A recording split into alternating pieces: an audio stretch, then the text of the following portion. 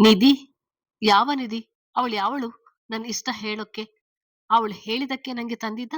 ಇಲ್ಲ ಅವಳಿಗೆ ತಂದು ಅವಳು ಬೇಡ ಅಂದಿದ್ದಕ್ಕೆ ನಂಗೆ ಕೊಡ್ತಾ ಇರುದಾ? ಸರಿಯಾಗಿ ಹೇಳಿ. ನಿಮ್ಮ ಅವಳ ಮಧ್ಯೆ ಏನ್ ನಡೀತಾ ಇದೆ? ನನ್ನ ಅಬೋಷನ್ ದಿನನೂ ನಿಮ್ ಮೊಬೈಲ್ ಅವಳತ್ರ ಯಾಕಿತ್ತು? ಎಂದು ಅಬ್ಬರಿಸಿದಂತೆ ಕಿರಿಚಿದ ವೇದಾಳ ಪಾದನೆಗೆ ಗರಬಡಿದಂತೆ ನಿಂತನು ಕರಣ್. ಬಾಯ್ ಬಿಡ್ರಿ. ಯಾವಳವಳು ನಿಧಿ? ನಿಜ ಹೇಳಿ. ನನ್ನ ಬಿಟ್ಟು ನಿಮ್ಗೆ ಇನ್ನೊಂದು ಸಂಬಂಧ ಬೇರೆ ಇದೆಯಾ? ಎಂದಳು ವೇದ ಕೋಪದಿಂದ ಅನುಮಾನಗೊಂಡು. ಅವಳ ಆರೋಪಕ್ಕೆ ಕರಣ್ನ ಎದೆ ಒಮ್ಮೆ ನಡುಗಿತು. ಲೇ ಲೇ, ಏನು ಅಂತ ಮಾತಾಡ್ತಿದ್ಯಾ? ನಂಗೆ ಇರೋದು ನೀನೊಬ್ಳೆ ಹೆಂಡ್ತಿ. ನಿನ್ನ ಸಹಿಸೋಕೆ ಆಗದೆ ಒದ್ದಾಡ್ತಿದ್ದೀನಿ. ಈಗ ಇನ್ನೊಬ್ಬಳು ಬೇರೆ ಬೇಕಾ? ಒಮ್ಮೆಲೆ ಈ ತರ ಮಾತು ಅವನಿಗೆ ಅರಗಿಸಿಕೊಳ್ಳಲು ಕಷ್ಟ ಎನಿಸಿತು. ಮತ್ತೆ ಯಾವತ್ತು ಶಾಪಿಂಗ್ ಮಾಡದಿರುವವರು ಈ ಶಾಪಿಂಗ್ ಎಲ್ಲ ಯಾರಿಗೋಸ್ಕರ ಮಾಡಿದ್ದು? ಇದೆಲ್ಲ ನಂಗೆ ಇಷ್ಟ ಅಂತ ಯಾರು ಹೇಳಿದ್ದು ನಿಮ್ಗೆ? ಎಲ್ಲ ನಿಜ ಹೇಳಿದ್ರೆ ಸರಿ. ಇಲ್ಲ ನಾನು ಬೇರೆ ರೀತಿ ನಿರ್ಧಾರ ಮಾಡ್ಬೇಕಾಗುತ್ತೆ. ನಿಮ್ಮನ್ನ ಬಾರಿ ಸಾಚ ಅನ್ಕೊಂಡಿದ್ದೆ. ಎಲ್ಲೋಗುತ್ತೆ ಗಂಡಸರ ಜೊಳ್ಳು ಬುದ್ಧಿ. ಮದ್ವೆ ಆದ ಹೊಸದ್ರಲ್ಲಿ ಅಷ್ಟೇ ನಿಮ್ಮ ನಯ ನಾಜುಕು ಹೋಗ್ತಾ ಹೋಗುತ್ತಾ ಇನ್ನೊಬ್ಳು ಸಿಕ್ರೆ ಹೆಂಡತಿ ಅನ್ನೋಳಿಗೆ ಬೆಲೆನೇ ಇಲ್ಲ ಅಲ್ವಾ? ಎಂದಳು ಅವನ ಅಸಹ್ಯ ಭಾವದಿಂದ ನೋಡಿ. ತನ್ನ ಬಟ್ಟೆಗಳು ಸಹ ಮನೆ ಬಾಗಿಲಿಗೆ ಆರ್ಡರ್ ಕೊಟ್ಟೆ ಮಾಡಿಸುವವನು ಈ ರೀತಿ ನಡವಳಿಕೆ ಅವಳಿಗೆ ಅನುಮಾನ ತರಿಸಿತು. ಅವಳ ನೋಟ ಅವನನ್ನು ಅನುಕಿಸಿ ಕುಸಿಯುವಂತೆ ಮಾಡಿತು. ಅಯ್ಯೋ, ಸುಮ್ನಿರು ಸ್ವಲ್ಪ. ಎಲ್ಲ ಹೇಳ್ತೀನಿ. ಮೊದಲು ಸಮಾಧಾನ ಮಾಡ್ಕೋತಾಯಿ. ಯಾಕೆ ಒಳ್ಳೆ ವಟವಟ ಅಂತ ಅರಚುತ್ತಿದ್ಯಾ? ನೀನೇನು ಹಳ್ಳಿ ಗಮಾರಿನ? ಈ ತರ ಗಯ್ಯಾಳಿಯಾಗಿ ಗಂಡ ಅನ್ನುವ ಮರ್ಯಾದೆ ಇಲ್ಲದೆ ಬಾಯಿಗೆ ಬಂದಂತೆ ಒದರ್ತಿದ್ಯಾ? ಇದೆಲ್ಲ ತಂದಿರೋದಕ್ಕೆ ಖುಷಿ ಪಡದೆ ಹುಚ್ಚು ಹಿಡಿದಿರೋವರ ತರ ಆಡ್ತಿದ್ಯಾ? ನೀನಿಂತ ಗುಗ್ಗು ಅಂತ ಗೊತ್ತಿದ್ರೆ ನಿನ್ನ ಮದ್ವೆನೇ ಆಗ್ತಿರ್ಲಿಲ್ಲ ಎಂದವನಿಗೆ ಹೆಂಡತಿ ಬಾಯಿ ಇಷ್ಟು ಜೋರು ಇದೆ ಎಂದು ಹಿಂದೆ ತಿಳಿದಂತಿತ್ತು. ಅವನು ಎಂದೂ ತಮಾಷೆಯಾಗಿಯೂ ಜಾಸ್ತಿ ಮಾತನಾಡಿದವನಲ್ಲ. ಈಗ ಈ ಪರಿಯ ಮಾತು ಕೇಳಿ ಅವಮಾನ ಆದಂತೆ ಎನಿಸಿತು. ನಾನ್ ನಿಮ್ಮನ್ನು ನನ್ನ ಮದ್ವೆ ಆಗಿ ಅಂತ ಕಾಲಿಗೆ ಬಿದ್ದು ಕೇಳಿದ್ನಾ? ನನ್ನಂತ ಗಯ್ಯಾಳಿ ಬಿಟ್ಟು ಬೇರೆ ಸುಂದರಾಂಗಿನೇ ಮದ್ವೆ ಆಗ್ಬೇಕಾಗಿತ್ತು. ನಮ್ಮ ಮದುವೆ ಮಾತುಕತೆ ಶುರುವಾದಾಗಿನಿಂದ ನೀವ್ ಯಾವತ್ತಾದ್ರೂ ನನ್ ಜೊತೆ ಸರಿಯಾಗಿ ಪ್ರೀತಿಯಿಂದ ಮಾತನಾಡಿಸಿದೀರಾ? ನಂಗೆ ಸಮಯ ಕೊಟ್ಟಿದ್ದೀರಾ? ಇದೆಲ್ಲ ಮಾಡಿದ್ರೆ ನಾನು ಗುಗ್ಗು ಅಂತ ಮೊದಲೇ ಗೊತ್ತಾಗ್ತಾ ಇತ್ತು. ಆದ್ರೆ ಇಲ್ಲಿ ಬರೀ ನಿಮ್ಮ ಒಣಜಂಬನೆ ನಿಮ್ಗೆ ಹೆಚ್ಚಾಯ್ತಲ್ವಾ? ನಂಗೂ ನಿಮ್ ತರ ಅಹಂಕಾರ ಇರುವ ವ್ಯಕ್ತಿ ಸಿಗ್ತಾನೆ ಅಂದಿದ್ರೆ ನನ್ ಲೆವೆಲಿಗೆ ಬೇರೆ ಹುಡ್ಗನೇ ಮದ್ವೆ ಆಗ್ತಿದ್ದೆ ಎಂದಳು. ಅವಳಿಗೂ ಸಹನೆ ಸತ್ತಿತ್ತು. ಆಗ್ತೀಯಾ? ಆಗದೇನ್ ಮಾಡ್ತೀಯಾ? ನಿಮ್ಮ ಅಪ್ಪನ ಮನೆ ಆಸ್ತಿ ಬೇಜಾನ್ ಮಾಡಿಟ್ಟಿದ್ದಾರೆ. ಮೇಡಮ್ ಒಬ್ಳೆ ಮಗಳು, ಬೇರೆ ಭರ್ಜರಿಯಾಗಿ ಬದುಕಬಹುದು. ಅದಕ್ಕೆ ಜಾಸ್ತಿ ಲೆವೆಲ್ ಇರುವ ಹುಡುಗನೇ ಸಿಗ್ತಿದ್ದ. ಅದಕ್ಕೆ ತಾನೇ ಮದ್ವೆ ಫಿಕ್ಸ್ ಆದ್ಮೇಲೆ ಈ ಮದ್ವೆ ಇಷ್ಟ ಇಲ್ಲ ಅಂತ ನಿಮ್ಮಮ್ಮ ಹತ್ರ ಹೇಳಿದ್ದು. ಈಗ ನಂಗೆ ಎಲ್ಲ ಅರ್ಥ ಆಗ್ತಿದೆ. ನೋಡು, ನಾನ್ ನಿನ್ ತರ ಅಪ್ಪರ ದುಡ್ಡಲ್ಲಿ ಬದುಕ್ತಿಲ್ಲ. ಹಾಗಂತ ಬಡವ ಅಲ್ಲ. ನಿನ್ನ ಎರಡರಷ್ಟು ಆಸ್ತಿ ನಂಗಿದೆ. ಆದ್ರೂ ನಾನು ಸಂಪಾದನೆ ಮಾಡಿ ನನ್ ದುಡಿಮೆಯಲ್ಲಿ ಬದುಕ್ತಿದ್ದೀನಿ. ನಿಂತರ ಮೈ ತುಂಬ ಕೊಬ್ಬು ತುಂಬಿಕೊಂಡು ಮಾತು ಮಾತಿಗೂ ಆಸ್ತಿ ಅನ್ನೋಲ್ಲ. ಏನು? ನಾನು ಕೊಬ್ಬು ತುಂಬಿಕೊಂಡು ಮಾತು ಆಡ್ತೀನ? ನಮ್ಮ ಅಪ್ಪನ ಆಸ್ತಿ ನಂಗಿದೆ ಅಂತ ನಾನು ಯಾವಾಗ ಕೊಬ್ಬು ತೋರಿಸಿದೆ? ನಾನು ಮದುವೆ ಇಷ್ಟವಿಲ್ಲ ಅಂದಿದ್ದು ನಿಮ್ಮ ಈ ಅಹಂಕಾರ ನೋಡಿನೆ. ನಾಳೆ ಈ ಪರಿಸ್ಥಿತಿಗೆ ಬರ್ತೀನಿ ಅಂತಾನೆ ಮದುವೆ ಬೇಡ ಅಂದೆ. ಆದ್ರೆ ನನ್ನಮ್ಮ ನನ್ನ ಮಾತು ಕೇಳದೆ ನಿಮ್ಮಂತೆ ಭಾವನೆ ಇರದಿರೋರ ಮಿಷಿನ್ಗೆ ಮದುವೆ ಮಾಡಿದ್ರು ಎಂದವಳ ದುಃಖ ಉಮ್ಮಳಿಸಿ ಬರುತ್ತಿತ್ತು. ಹ್ಮ್, ನಾನು ಮಿಷಿನ್, ನೀನೇನು ಸತಿ ಸಾವಿತ್ರಿನ? ಆಗಲಿಂದ ನೋಡ್ತಿಲ್ವಾ ಗಂಡನಿಗೆ ಮರ್ಯಾದೆ ಕೊಡದೆ ಹೇಗೆ ಬಾಯಿಗೆ ಬಂದಂತೆ ಒದರ್ತಿದ್ಯಾ ಅಂತ. ಮಗು ಬೇಡ ಅಂದ್ರು ಬೇಕಂದೆ ನಾನ್ ಸುಮ್ಮನಿದ್ದೆ. ಆಮೇಲೆ ಮಗು ಅಬೋಷನ್ ಆಗಿದ್ದು ನನ್ನಿಂದ ಅಂದೆ. ಆದರೂ ಸುಮ್ಮನೆ ಆದೆ. ಏನೋ ನನ್ನ ಹೆಂಡತಿ ಮಗು ಕಳ್ಕೊಂಡು ಬೇಸರದಲ್ಲಿ ಇದ್ದಾಳೆ ಅಂತ ನಾನೇ ಖುದ್ದಾಗಿ ಹೋಗಿ ಆರಿಸಿ ಗಿಫ್ಟ್ಗಳು ತಂದೆ. ತಂದ್ರೆ ನನ್ ಮೇಲೆ ಅನುಮಾನ ಪಟ್ಟು ಮಾತನಾಡ್ತೀಯ? ಇದಕ್ಕೆ ನಾನು ಹೆಂಗಸರಿಗೆ ಸದಾರ ಕೊಡ್ಬಾರ್ದು ಅನ್ನೋದು ಎಂದ ಉದಾಸೀನ ಮಾಡಿ. ಓ, ಸಾಕು ಸಾಕು ಮಿಸ್ಟರ್ ಕರಣ್, ಸಮಾಧಾನ. ಏನಂದ್ರಿ? ನಾನು ಮಗು ಬೇಕು ಅಂದಾಗ ನೀವು ಸುಮ್ನೆ ಇದ್ರಾ? ವಾವ್, ಎಂತ ಜೋಕ್. ನಿಮ್ಗೆ ಭಾವನೆಗಳಿಲ್ಲ ಅನ್ಕೊಂಡಿದ್ದೆ. ಆದ್ರೆ ಈ ಮನೇಲಿ ಏನ್ ನಡೀತಿದೆ ಅನ್ನೋದು ಇರಲಿ. ನನ್ನ ಬಗ್ಗೆ ಕಾಳಜಿ ಇಲ್ಲ ಅಲ್ವಾ? ಅವತ್ತು ನಾನು ಮಗು ಬೇಕು ಅಂದಾಗ ನೀವು ಮನೆಗೆ ಕರೆದುಕೊಂಡು ಬಂದು ಜಗಳ ಮಾಡ್ಲಿಲ್ವಾ? ಕೊನೆಗೆ ನಂಗೆ ಹೊಡಿಲಿಲ್ವಾ ಹೇಳ್ರಿ ಎಂದಳು ಆವೇಶದಿಂದ. ಈಗೀಗ ಅವನಿಗೆಲ್ಲ ನೆನಪಾಯ್ತು. ಆದರೂ ಸಾವರಿಸಿಕೊಂಡು ಹೊಡೆದೆ. ಅದು ನೀನು ಮಾತನಾಡಿದ ಮಾತಿಗೆ. ಅದಕ್ಕೆ ಏನೀಗ ಎಂದನು ತನ್ನ ತಪ್ಪನ್ನು ಈಗಲೂ ಸಂಪೂರ್ಣ ಒಪ್ಪನವನು. ಅದಕ್ಕೆ ಏನಾ? ಅವತ್ತು ನೀವೇನೋ ನನ್ನ ಕೆನ್ನೆಗೆ ಹೊಡೆದು ಹೋದ್ರಿ. ಆದ್ರೆ ನಾನು ಏನಾದೆ ಅಂತ ಯೋಚನೆ ಮಾಡಿದ್ರಾ? ಇಲ್ಲ. ಕನಿಷ್ಠ ಪಕ್ಷ ಕೆಲಸದವರ ಹತ್ರನಾದ್ರೂ ವಿಚಾರಿಸಿದ್ರಾ? ಇಲ್ಲ. ನೀವು ಹೊಡೆದ ಏಟಿಗೆ ನನ್ನ ಹೊಟ್ಟೆಗೆ ಮಂಚ ಬಡಿದು ಅಬೋಷನ್ ಆಗಿದ್ದು. ಅದಕ್ಕೆ ಅಂದಿದ್ದು. ನಿಮ್ಮಿಂದಲೇ ನನ್ ಮಗು ಸತ್ತಿದ್ದು. ಕೊಲೆಗಾರ ನೀವು ಎಂದಳು ಕಿರುಚಿದಂತೆ. ವಾಟ್? ನಾನು ಮಗು ಆದ್ರೆ ನನ್ನ ಉದ್ದೇಶ ಮಗು ಸಾಯಲಿ ಅಂತ ಇರ್ಲಿಲ್ಲ ವೇದ ಎಂದವನಿಗೆ ಇಷ್ಟೆಲ್ಲ ನಡೆದಿದೆ ಎನ್ನುವ ಊಹೆಯೂ ಇಲ್ಲ. ನಿಮ್ಮ ಉದ್ದೇಶ ಕಟ್ಕೊಂಡು ನಂಗೇನಾಗ್ಬೇಕು? ನಾನಿಲ್ಲಿ ಸಾಯ್ತಿದ್ರು ನಿಮ್ ಪಾಡಿಗೆ ನೀವು ಆಫೀಸ್ನಲ್ಲಿ ಅವಳು ಯಾವಳಿಗೋ ಫೋನ್ ಕೊಟ್ಟು ಕಳ್ಳ ಪೊಲೀಸ್ ನಾಟಕ ಆಡ್ತಿದ್ದೀರೋ. ಆಗಲೇ ಅರ್ಥ ಆಯ್ತು ನಿಮ್ ಜೀವನದಲ್ಲಿ ನನ್ನ ಸ್ಥಾನ ಏನಂತ. ನಿಮ್ಗೆ ನನ್ ಖುಷಿ ಮುಖ್ಯ ಆಗಿದ್ರೆ ನನ್ನ ಹತ್ರನೇ ಕೇಳ್ತಿದ್ರಿ ಏನಿಷ್ಟ ಅಂತ. ಇಲ್ಲ ನನ್ನನ್ನೇ ಕರ್ಕೊಂಡು ಹೋಗಿ ಕೊಡಿಸ್ತಿದ್ರಿ. ಅದು ಬಿಟ್ಟು ಆ ನಿಧಿನ ಕೇಳ್ತಿರ್ಲಿಲ್ಲ. ಬಹುಶಃ ನಂಗಿಂತ ನಿಧಿಗೆ ನಿಮ್ಮ ಮನಸ್ಸಲ್ಲಿ ಹೆಚ್ಚು ಅಧಿಕಾರ ಇರ್ಬೋದು ಎಂದವಳ ಮನಸ್ಸಿಗೆ ಬಹುವಾಗಿ ಹೊಡೆತ ಬಿದ್ದಿದೆ. ಯಾರ ಬಳಿಯೂ ಹೇಳಲು ಆಗುತ್ತಿಲ್ಲ. ಸುಮ್ನೆ ಇದ್ದೀನಿ ಅಂತ ಏನೇನೋ ಮಾತಾಡ್ಬೇಡ ವೇದ. ನಂಗೆ ಗೊತ್ತಿಲ್ಲದೆ ತಪ್ಪಾಗಿರ್ಬೋದು. ನಿಧಿ ನನ್ನ ಮ್ಯಾನೇಜರ್ ಅಷ್ಟೇ, ಬೇರೇನಿಲ್ಲ. ಚಿಕ್ಕಂದಿರಿಂದ ನನ್ನ ನೋಡಿದ್ಯಾ. ನಿಂಗ್ ಗೊತ್ತಿಲ್ವಾ ನಂಗೆ ಹುಡುಗಿಯರ ಚಪಲ ಇದೆಯಾ ಇಲ್ವಾ ಅನ್ನೋದು ಎಂದವನಿಗೆ ಹೆಂಡತಿ ಮುಂದೆ ಸೋಲಲು ಮನಸ್ಸು ಬರುತ್ತಿಲ್ಲ. ಗೊತ್ತಿಲ್ಲ. ಗೊತ್ತಿದ್ರೆ ಮದುವೆ ಅನ್ನುವ ತಪ್ಪು ಮಾಡ್ತಿರ್ಲಿಲ್ಲ. ಇಷ್ಟು ಬಿಡಿಸಿ ಹೇಳಿದ್ರು ನಿಮ್ಗೆ ನೀವು ಮಾಡಿದ್ದು ತಪ್ಪು ಎನಿಸ್ತಿಲ್ಲ. ಇನ್ನೂ ಮಾತಾಡಿ ಪ್ರಯೋಜನವಿಲ್ಲ. ನೋಡಿ, ನಿಮಗೆ ನನ್ ಮೇಲೆ ಆಸಕ್ತಿ ಇರದೆ ಹೋದರೆ ಡೈವರ್ಸ್ ಮಾಡಿ. ತೊಂದರೆ ಇರಲ್ಲ. ಆದ್ರೆ ಈ ತರ ನಟನೆ ಮಾಡ್ಬೇಡಿ ಎಂದಳು ನಿಟ್ಟುಸಿರು ಬಿಟ್ಟು. ಅವಳ ಮಾತಿಗೆ ಉಬ್ಬೇರಿಸಿದವನು ದನಿ ಹೇರಿಸಿ, ಡೈವರ್ಸ್ ಮಾಡಿ ಏನ್ ಮಾಡ್ತೀಯಾ? ಮನೆಯವರ ಮುಂದೆ ನನ್ ಮರ್ಯಾದೆ ಹರಾಜು ಹಾಕೋಕ? ನಾನು ಯಾವ ಡೈವರ್ಸ್ ಕೊಡಲ್ಲ. ಡೈವರ್ಸ್ ಕೊಡಕ್ಕಲ್ಲ ನಿನ್ನ ಮದ್ವೆ ಆಗಿರೋದು. ಮಾತು ಜಾಸ್ತಿ ಆಯ್ತು. ತೆಪ್ಪಗೆ ಒಳಗೆ ನಡಿ. ನಂಗೆ ಕೆಲ್ಸ ಇದೆ. ಗದರಿದವನು ರೂಮಿಗೆ ಹೋಗಲು ಹೆಜ್ಜೆ ಇಟ್ಟನು. ಅವನ ಮಾತಿಗೆ ಸಿಟ್ಟು ಬಂದು, ಇತರ ಅಧಿಕಾರ ನನ್ನ ಮುಂದೆ ತೋರ್ಸಕ್ಕೆ ಬರ್ಬೇಡಿ ಕರಣ್. ನಾನೀಗ ಹಳೆ ವೇದ ಅಲ್ಲ. ಮನೆಯವರ ಮುಂದೆ ಅಷ್ಟೇ ನಾವಿಬ್ಬರು ದಂಪತಿ. ಅದರಿಂದ ಆಚೆ ಏನೇನೂ ಅಲ್ಲ, ತಿಳಿತಾ? ನಾಳೆಯಿಂದ ನಾನು ಓದೋಕ್ಕೆ ಹೋಗ್ತಿದ್ದೀನಿ. MBA ಮಾಡ್ತಿದ್ದೀನಿ. ನಾಳೆ ಅಡ್ಮಿಷನ್ ಇದೆ. ಪರ್ಮಿಷನ್ ಕೇಳ್ತಿಲ್ಲ. ವಿಷಯ ತಿಳಿಸಿದ್ದೀನಿ ಅಷ್ಟೇ ಎಂದವಳ ನಿರ್ಧಾರ ದೃಢವಾಗಿರುವುದರ ಜೊತೆಗೆ ಕರಣ್ನ ಹೀಯಾಳಿಸುವಿಕೆಯಿಂದ ಹೊರಬಂದು ತನ್ನ ಅಸ್ತಿತ್ವವನ್ನು ಉಳಿಸಿಕೊಳ್ಳಲು ಈ ನಿರ್ಧಾರ ಬಹುಮುಖ್ಯ ಎನಿಸಿತು. ನಂದೇನು ಅಭ್ಯಂತರ ಇಲ್ಲ. ಒಳ್ಳೆಯ ನಿರ್ಧಾರನೇ. ಆದ್ರೆ ಬೇರೆ ಕಡೆ ಸೇರೋದು ಬೇಡ. ನನ್ ಗೆಳೆಯ ಅಭಿಮನ್ಯುನ ಕಾಲೇಜ್ಗೆ ಸೇರು. ನಾನು ನೂತನ್ ಜೊತೆ ಮಾತಾಡ್ತೀನಿ. ನಾಳೆ ಬೇಗ ರೆಡಿ ಆಗು, ಹೋಗೋಣ ಎಂದನು. ಈ ರೀತಿಯಾದರೂ ಅವಳ ಅಂತರ್ಮುಖಿ ಆಗದೆ ಸ್ವಲ್ಪ ಮಟ್ಟಿಗೆ ಆದರೂ ಬ್ಯುಸಿಯಾಗಿ ತನ್ನ ಪೀಡಿಸುವುದನ್ನು ಕಡಿಮೆ ಆಗಲಿ ಎಂದು. ವರ್ಮಾ ಕಾಲೇಜ್ ಅಭಿಮನ್ಯು ವರ್ಮನದೇ. ಆದರೆ ಅದರ ಚಿಕ್ಕಾಣಿ ಅಭಿಮನ್ಯು ಕರುಣ್ನ ಗೆಳೆಯ ನೂತನ್ ನೋಡಿಕೊಳ್ಳುತ್ತಿದ್ದ. ಬಿಟ್ಟು ಬಿಡದೆ ರಿಂಗಾಗುತ್ತಿದ್ದ ಕರೆ ಫೋನ್ ಸದ್ದಿಗೆ ಹಲೋ ಹೇಳಿ ಎಂದ ಅಭಿ ಕರೆ ಸ್ವೀಕರಿಸಿ ಅಸಹನೆಯಿಂದ. ಹಲೋ ಸರ್, ನಾವು ಹಾಸ್ಪಿಟಲ್ನಿಂದ. ನೀವೀಗಲೇ ಸಿಟಿ ಹಾಸ್ಪಿಟಲ್ಗೆ ಬನ್ನಿ ಎಂದ ಆ ಕಡೆಯ ವ್ಯಕ್ತಿ. ಯಾಕೆ, ಏನಾಯ್ತು? ನೀವ್ಯಾರು? ಶ್ರೀನಿಕೈಲಿ ಹಲೋ ಎಂದ ಒಂದೇ ಉಸಿರಿನಲ್ಲಿ. ಸರ್, ಅವರಿಗೆ ಆಕ್ಸಿಡೆಂಟ್ ಆಗಿದೆ, ಬೇಗ ಬನ್ನಿ ಎಂದವನ ಮಾತು ಕೇಳಿ ಅಭಿಯ ಹೃದಯ ಸ್ತಬ್ಧವಾಯಿತು. ಇನ್ನೊಂದ್ಸಲ ಪಾತ್ರದ ಪರಿಚಯ. ವರ್ಮಾ ಕುಟುಂಬ.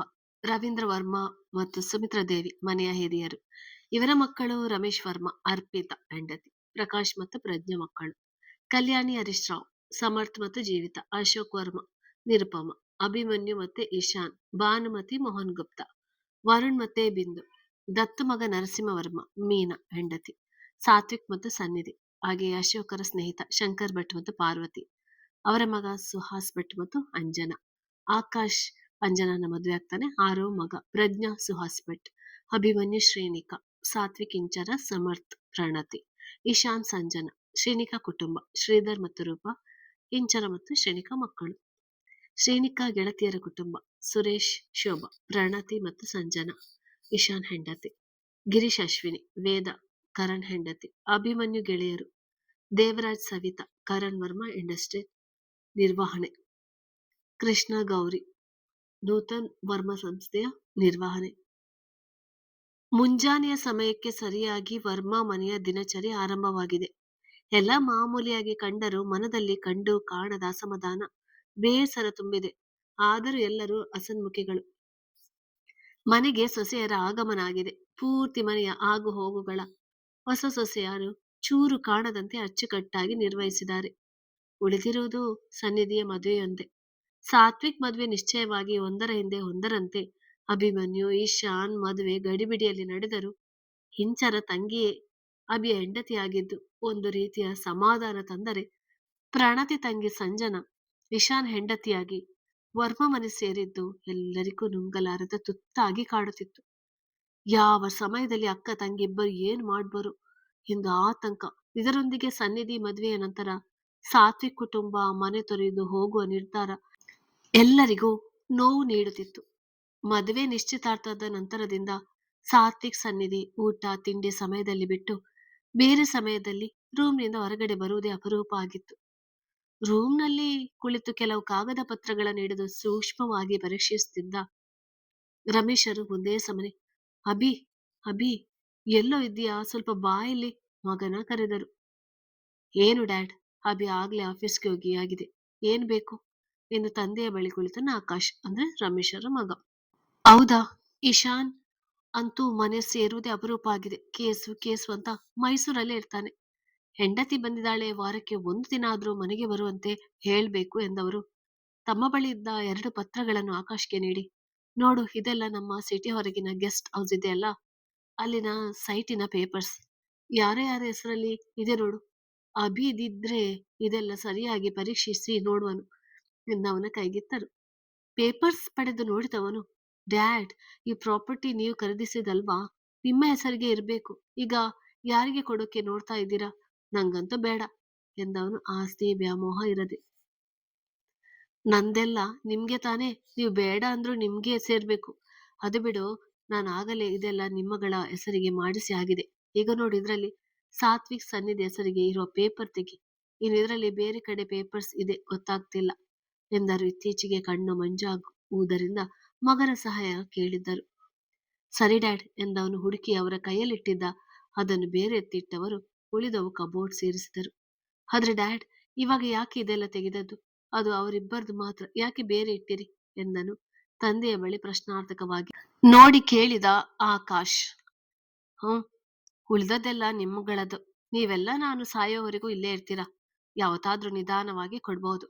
ಆದ್ರೆ ಸಾತ್ವಿಕ್ ಸನ್ನಿಧಿ ಮನೆ ಬಿಟ್ಟು ಹೋಗೋರು, ಮತ್ತೆ ಸಿಕ್ಕರು, ಅವ್ರು ಇದೆಲ್ಲ ತಗೊಳ್ಳಲ್ಲ. ಅದಕ್ಕೆ ಈಗಲೇ ಕೊಡೋಣ ಅಂತ. ನಿಮಗೇನೋ ನಮ್ಮದೇ ಕರಗದಿರುವಷ್ಟು ಆಸ್ತಿ ಇದೆ. ಸಾತ್ವಿಕ್ ಹೊರಗೆ ಹೋದರೆ ಅವನ ಸಂಬಳದಲ್ಲಿ ಎಲ್ಲ ನಿಭಾಯಿಸುವುದು ಕಷ್ಟ ಆಗ್ಬೋದು. ಅದಕ್ಕೆ ಇದು ಕೊಟ್ಟು ಬಿಡೋಣ ಎಂದರು ಕನ್ನಡಕ ತೆಗೆದಿಟ್ಟು. ಒಳ್ಳೆ ಯೋಚನೆ ಡ್ಯಾಡ್, ಇವತ್ತೇ ಕೊಡಿ. ಅವನಿಗಂತೂ ನಾವು ಯಾರೂ ಬೇಕಾಗೇ ಇಲ್ಲ. ಹೊರಗಿನವರ ತರ ನೋಡ್ತಾನೆ. ನಾವು ಹಾಗೆ ಮಾಡಿದ್ರೆ ಏನ್ ಚೆನ್ನಾಗಿರುತ್ತೆ. ಅವ್ರ ಈ ಮನೆ ಮಕ್ಕಳೇ, ಅವರ ಪಾಲು ಅವರಿಗೆ ಕೊಡಿ. ಆದ್ರೆ ನೀವು ಅವನ ಕಳಿಸಲು ರೆಡಿ ಇದ್ದೀರಾ? ನೀವಾದ್ರೂ ಒಂದು ಸರಿ ಅವರ ತಡೀರಿ ಡ್ಯಾಡ್ ಎಂದವನಿಗೆ. ಅವನ ಮಾತಿಗೆ ನಕ್ಕವರು, ಅವನದು ಬಿಸಿ ರಕ್ತ ಆಕಾಶ್. ಈಗ ತಾನೇ ಮದುವೆ ಆಗಿದೆ, ಸ್ವಾಭಿಮಾನ ಏನೋ ಸಂಸಾರದ ನೊಗ ಹೊತ್ತುಕೊಂಡು ನಿಲ್ಲುವ ಸಾಹಸ ಮಾಡೋಕೆ ಹೊರಟಿದ್ದಾನೆ. ಜೀವನ ಅರ್ಥ ಆಗ್ಲಿ ಬಿಡು. ನಾವು ತಡೆದು ಸ್ವಾರ್ಥಿ ಆಗ್ಬೇಕಾ ಹೇಳು? ದೊಡ್ಡಪ್ಪ ಅಂತ ನನ್ನ ಹತ್ರ ಬಂದು ನನ್ನ ಒಂದು ಮಾತು ಕೇಳದೆ ಅವನೇ ನಿರ್ಧಾರ ಮಾಡಿದ ಮೇಲೆ ನಾನು ಯಾಕೆ ತಡಿಬೇಕು ಎಂದು ನಕ್ಕು ಸುಮ್ಮನಾದರು. ಆಕಾಶ್ಗೂ ಅವರ ಮಾತು ಸರಿ ಅನಿಸಿತು. ಇತ್ತ ಕಡೆ ವರ್ಮಾ ಇನ್ಸ್ಟಿಟ್ಯೂಷನ್. ದೊಡ್ಡ ಗೇಟಿನ ಬೃಹತ್ ಕಟ್ಟಡದಿಂದ ಕೂಡಿದ ಮಲ್ಟಿ ಕ್ಯಾಂಪಸ್ ಅದು. 4 ವರ್ಷದ ಮಗುವಿನಿಂದ ಹಿಡಿದು PhD, doctorate, engineering, MBBS, UG, PG ಎಲ್ಲ ಕೋರ್ಸಿನ ಸೌಲಭ್ಯಗಳನ್ನು ಒದಗಿಸುವ ಒಂದೇ ಮೈದಾನ. ವೇದನ ಕಾಲೇಜಿಗೆ ಸೇರಿಸಲು ತಾನೇ ಖುದ್ದಾಗಿ ಬಂದಿದ್ದ ಕರಣ್, ಹೆಂಡತಿ ಓದಲು ಹೋದರೆ ಸಮಯ ಕಳೆದಂತೆ ಆಗುತ್ತದೆ, ಹಾಗೂ ಮುಂದೆ ತನಗೂ ಬಿಸಿನೆಸ್ನಲ್ಲಿ ಸಹಾಯ ಮಾಡುವಳು, ತನ್ನ ಗೌರವ ಹಿಮ್ಮಡಿಯಾಗುವುದು ಎನ್ನುವ ಆಸೆಯಾದರೆ, ಗೆಳೆಯನ ಸಂಸ್ಥೆಯಲ್ಲಿ ಓದಿದರೆ ತನಗೂ ಹೊರೆ ಕಡಿಮೆ, ಜೊತೆಗೆ ಸುರಕ್ಷಿತ ಜಾಗ ಎಂಬ ಭಾವನೆ ಅವನದು. ವೇದನಿಗೆ ತನ್ನದೇ ದೃಢತೆ. ಬರುವಾಗಲೇ ಅಬಿಗೆ ನೂತನ್ಗೆ ತಿಳಿಸಿದ್ದರಿಂದ ಇಬ್ಬರು ಆಗಲೇ ಬಂದು ಕಾಯುತ್ತಿದ್ದರು. ಹಾಯ್ ಡಾರ್ಲಿಂಗ್ಸ್ ಎಂದು ಕ್ಯಾಬಿನ್ ಒಳಗೆ ಬಂದನು ಕರಣ್. ಅವನಿಂದೆ ವೇದಳು ಬಂದಳು. ಏನ್ ಮಗ, ಮನೇಲಿ ಇರೋಕೆ ಬಿಡದೆ ಬೇಗ ಬನ್ನಿ ಅಂತ ತಲೆ ತಿಂದೆ. ಅದು ಕಾಲೇಜ್ಗೆ ಯಾಕೆ, ಹೊರಗಡೆ ಮೀಟ್ ಮಾಡಿದ್ರೆ ಆಗೋದು ಎಂದ ನೂತನ್.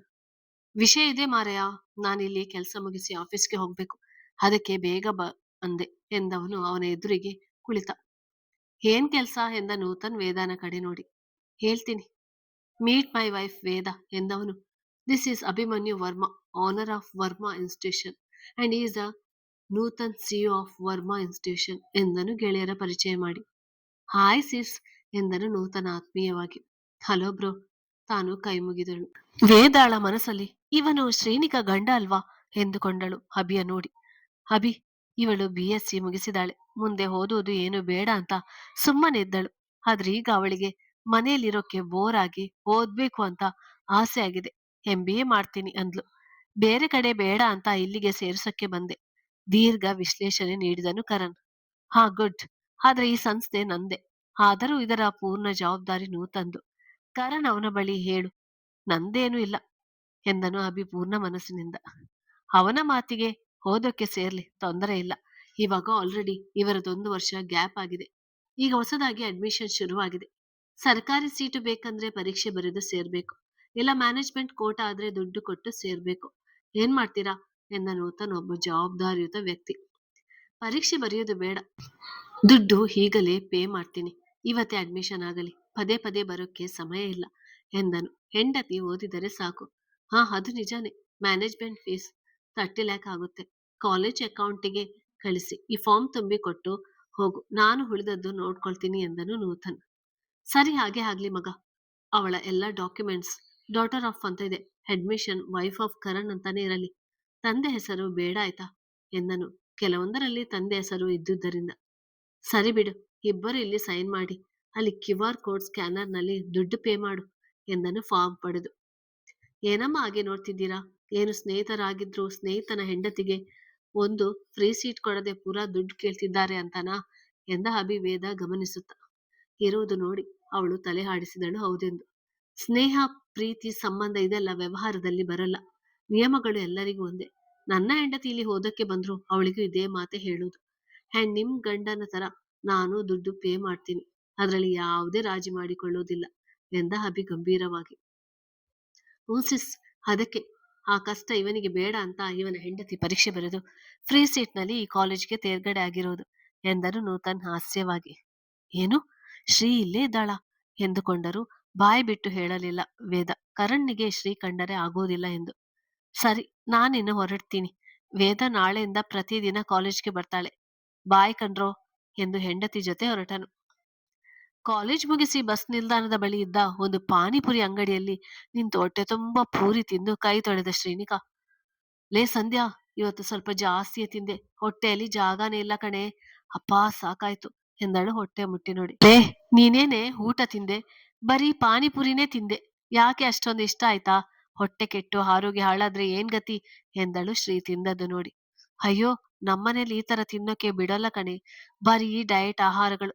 ಈ ರೀತಿ ಮನಸ್ಸಿಗೆ ತೃಪ್ತಿ ಸಿಗುವ ಅಂತದ್ದು ಮಾಡೋದೇ ಇಲ್ಲ. ಇವತ್ತು ನನ್ ಜೊತೆ ಯಾರು ಬಂದಿಲ್ಲ, ಸೊ ಫ್ರೀ. ಆರೋಗ್ಯ ಕೆಟ್ರೆ ಒಂದು ಸರಿ ಅಲ್ವಾ, ಬಿಡು, ಏನಾಗೋಲ್ಲ ಎಂದಳು. ದಿನ ಅಭಿ ಬಿಟ್ಟು ಹೋದ್ರೆ ಸಂಜೆ ಡ್ರೈವರ್ ಬಂದು ಕರೆದೊಯ್ಯುತ್ತಿದ್ದ. ಇಂದು ಅಭಿ ಬೇಗ ಹೋಗಿದ್ದರಿಂದ ಡ್ರೈವರ್ ಡ್ರಾಪ್ ಮಾಡಿ ಹೋಗಿದ್ದ. ಈಗ ವಾಪಸ್ ಬಸ್ಗೆ ಹೋಗಲು ಗೆಳತಿಯ ಜೊತೆ ಬಂದಿದ್ದಳು. ಸರಿ ಬಿಡು, ನಡಿ ಬಸ್ ಹತ್ತೋಣ ಎಂದವಳ ಮಾತು ತಡೆದು, ಲೇ ಸಂಧ್ಯಾ, ಒಂದ್ ನಿಮಿಷ ಕಣೆ, ನೋಡಲಿ. ಎದುರುಗಡೆ ಬೇಕರಿ ಇದೆ. ಒಂದೇ ಒಂದು ಕೋನ್ ಐಸ್ ಕ್ರೀಮ್ ತರ್ತೀನಿ. ಇರೇ, ತಿಂದು ತುಂಬಾ ದಿನ ಆಯ್ತು. ನಾಳೆಯಿಂದ ಮತ್ತೆ ತಿನ್ನೋಕೆ ನಮ್ಮ ಯಜಮಾನ್ರು ಬಿಡೋಲ್ಲ, ಪ್ಲೀಸ್ ಇರೇ ಎಂದವಳು. ಸಂಧ್ಯಾ ಕೂಗುತ್ತಿದ್ದರೂ ಒಂದೇ ಉಸಿರಿನಲ್ಲಿ ರಸ್ತೆ ದಾಟಿ ಓಡಿದ್ದಳು. ಶ್ರೀ, ಬೇಗ ಬಾರೆ, ಬಸ್ ಬರ್ತಿದೆ ಕೂಗಿದಳು ಸಂಧ್ಯಾ. ಅಣ್ಣ, ಒಂದು ಚಾಕ್ಲೇಟ್ ಕೋನ್ ಐಸ್ ಕ್ರೀಮ್ ಬೇಗ ಕೊಡಿ ಎಂದವಳು. ಬಸ್ ಬಂದಿದ್ದು ನೋಡಿ ಅವಸರದಲ್ಲಿ ದುಡ್ಡು ಕೊಟ್ಟು ರಸ್ತೆ ದಾಟುವಾಗ ವೇಗವಾಗಿ ಬಂದ ಕಾರ್ ಅವಳಿಗೆ ಗುದ್ದಿ ನಿಲ್ಲದೆ ಹೋಯಿತು. ರಭಸವಾಗಿ ಗುದ್ದಿದ್ದರಿಂದ ಮಾರು ದೂರ ಹೋಗಿ ಬಿದ್ದಳು ಶ್ರೀನಿಕಾ. ಶ್ರೀ ಎಂದು ಕಿರಿಚಿದ ಸಂಧ್ಯಾಳ ಕೂಗು ಕೇಳಿಸಿತು ಎಂಬಂತೆ ರೆಪ್ಪೆ ತೆರೆದು ಮುಚ್ಚಿದಳು ಶ್ರೀ. ಮೀಟಿಂಗ್ ಅಲ್ಲಿ ಇದ್ದವನು ಬಿಟ್ಟು ಬಿಡದೆ ರಿಂಗ್ ಆಗುತ್ತಿದ್ದ ಫೋನ್ ಸದ್ದಿಗೆ ಹಲೋ ಹೇಳಿ ಎಂದ ಅಭಿ ಕರೆ ಸ್ವೀಕರಿಸಿ ಅಸಹನೆಯಿಂದ. ಹಲೋ ಸರ್, ನಾವು ಹಾಸ್ಪಿಟಲ್ ಇಂದ, ನೀವೀಗಲೇ ಸಿಟಿ ಹಾಸ್ಪಿಟಲ್ಗೆ ಬನ್ನಿ ಎಂದ ಆ ಕಡೆಯ ವ್ಯಕ್ತಿ. ಯಾಕೆ, ಏನಾಯ್ತು? ನೀವು ಯಾರು? ಶ್ರೀನಿಕಾ ಎಲ್ಲಿ? ಹಲೋ ಎಂದ ಒಂದೇ ಉಸಿರಿನಲ್ಲಿ. ಸರ್, ಅವರಿಗೆ ಆಕ್ಸಿಡೆಂಟ್ ಆಗಿದೆ, ಬೇಗ ಬನ್ನಿ ಎಂದವನ ಮಾತು ಕೇಳಿ ಅಭಿಯ ಹೃದಯ ಸ್ತಬ್ಧವಾಯಿತು. ಕತೆ ಮುಂದುವರಿಯುತ್ತದೆ.